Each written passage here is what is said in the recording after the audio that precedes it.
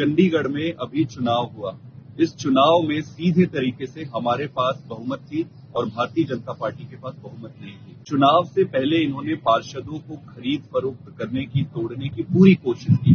जब ये पूरी तरीके से फेल हो गए, तब चुनाव के दिन जो प्रिसाइडिंग ऑफिसर थे उसको बीमार करके इन्होंने चुनाव ही नहीं कराई। चुनाव जब इन्होंने नहीं कराई तो हम कोर्ट में गए। कोर्ट ने बड़े सख्त शब्दों में ये कहा कि या तो आप चुनाव करवाओ या फिर हम इंटरवीन करेंगे। इसके बाद इन्हें चुनाव करवानी पड़ी। जो चुनाव हुए उसमें 20 वोट हमारे पक्ष में थे और 16 वोट इनके पक्ष में पड़े। लेकिन जो 20 वोट हमें पड़े थे उसमें फ्रॉडुलेंट तरीके से इन्होंने लगभग 8 वोट को इनवैलिड घोषित कर दिया और इस तरीके से भारतीय जनता पार्टी के कैंडिडेट को विजयी घोषित कर दिया और जल्दी से उनको कुर्सी में बैठाकर उनको मेयर बना दिया। हम कोर्ट में गए हैं, लेकिन प्रश्न ये उठता है कि आजादी के इतने सालों के बाद भी अगर एक चुनाव निष्पक्ष तरीके से कराने में हम असमर्थ हैं, हमारा देश अगर असमर्थ हो रहा है, तो गंभीर विषय है और सोचने वाली बात है।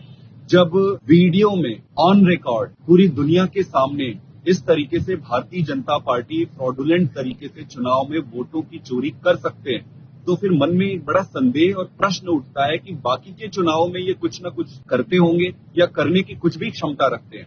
तो आज देश के सामने प्रजातंत्र को बचाने के लिए और चुनाव की निष्पक्षता को स्थापित करने के लिए ये बहुत जरूरी है कि इसका विरोध हम सब मिलकर करें।